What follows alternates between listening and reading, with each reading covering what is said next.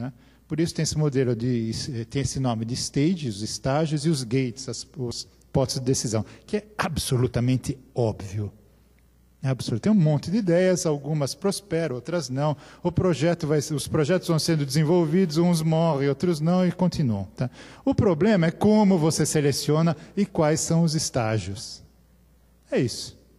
Tá? Por que vai selecionar? Óbvio que vai. A não ser empresa nascente, quando foi o Buscapé, que é uma das empresas que nós pesquisamos também, quando eles começaram, eles não tinham produto, eles não tinham ideia, o produto que eles têm hoje não era o produto que eles pensavam fazer. Empresa nascente é assim, faz o que dá certo. Então, obviamente, isso aqui não se aplica. Né? A seleção é o que consegue vender. Né? Bom, e aí vai. Então, essas são digamos, as características do modelo canônico, que provavelmente uma parte de vocês conhece. Né? É um pouco dia a dia de grande empresa. Alguém é de alguma organização que trabalha com esse modelo?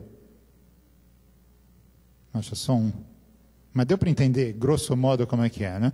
E aqui, a valoração normalmente é por aqueles itens tradicionais de engenharia econômica, valor presente líquido, fluxo de caixa descontável, retorno sobre investimento, etc., etc. Significa que eu tenho que ter dados sobre o negócio.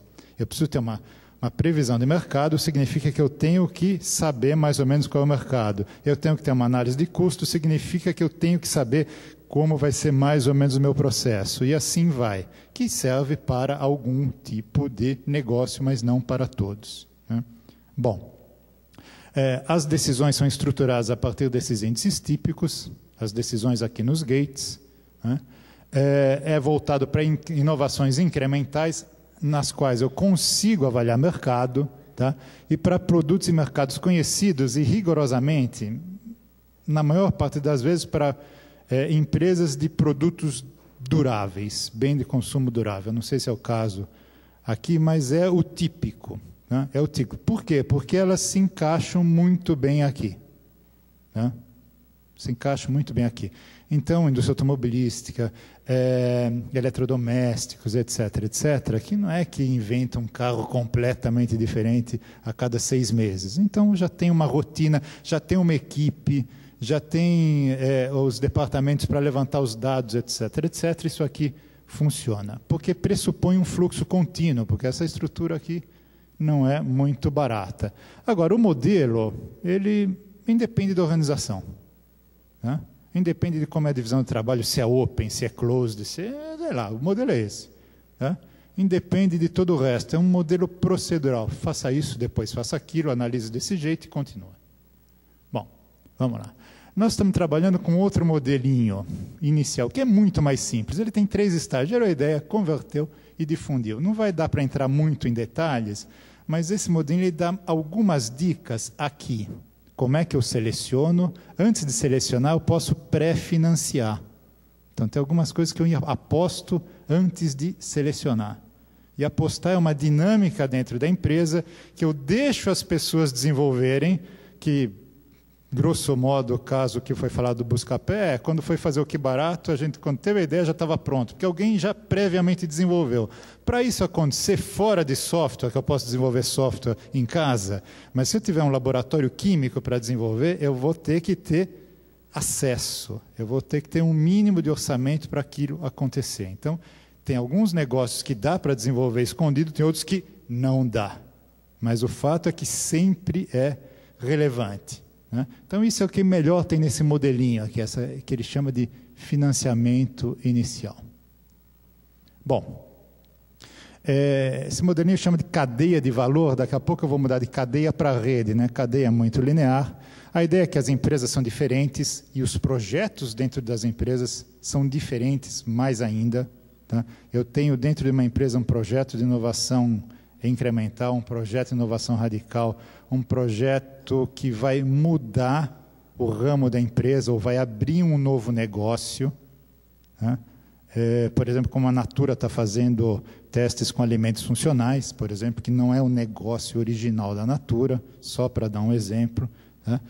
Enfim, eu tenho uma série de possibilidades e as empresas são diferentes e os projetos também. Né? Então, vamos para frente. Bom, quais são os 3 pilares aí do meu argumento? Tá?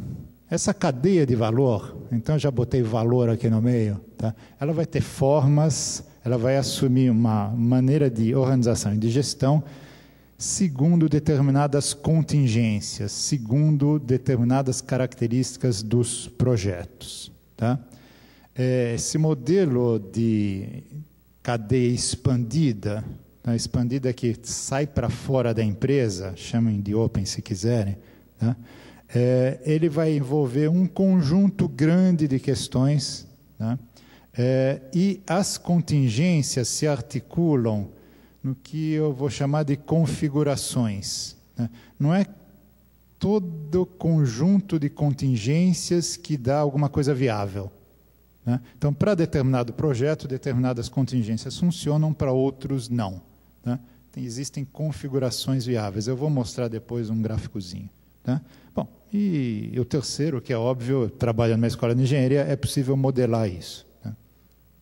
Essa é a história. Então, alguns resultados eu vou pegar por pequenos casos, eu vou escolher alguns para ir mais rápido. Primeiro caso, eu vou falar os nomes, não tem muito mistério, não é nenhum segredo.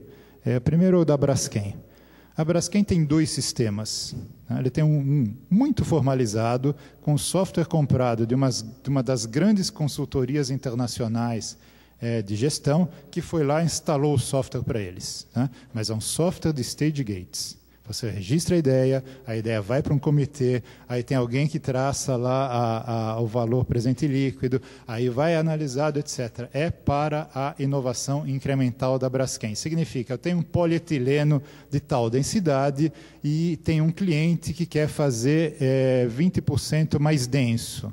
Né? Isso pode levar 2 anos para desenvolver. Tudo bem. Mas entra aí nesse sistema, vai indo, eu já sei qual é o mercado, eu tenho até o cliente, tranquilo. Tá?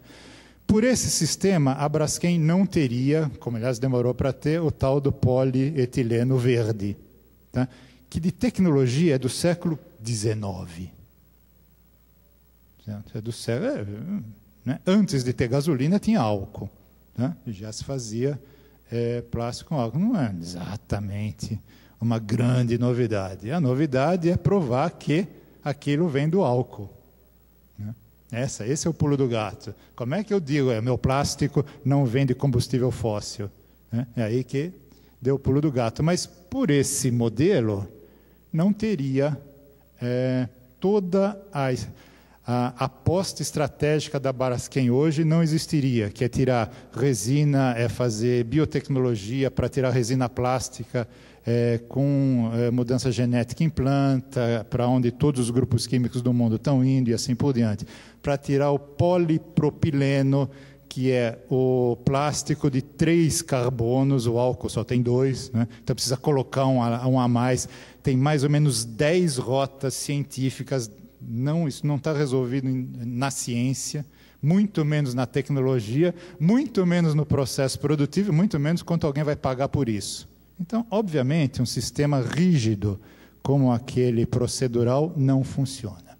E aí eles criaram um departamento de inovação central, por assim dizer, que trabalha praticamente só com externos, e aí também tem os limites de trabalhar praticamente só com externos, porque você precisa ter um mínimo de inteligência interna para poder dialogar com os externos, né? Então, a nível de pesquisa quase que pré-competitiva, eles contratam pessoas nas universidades para desenvolver nos laboratórios das universidades, por exemplo, algumas dessas 10 rotas para o polipropileno e outras coisas mais malucas ainda. Né? E aí tem um conflito de orçamento de como eu avalio o projeto. Né? Porque eu não tenho como avaliar. E aí tem um conjunto de métodos que está sendo desenvolvido para avaliar. Se vocês entrarem na página do departamento daqui a uns 2 meses, hoje de manhã teve a defesa de um trabalho de formatura, tá? Que foi desenvolver um método para isso aqui.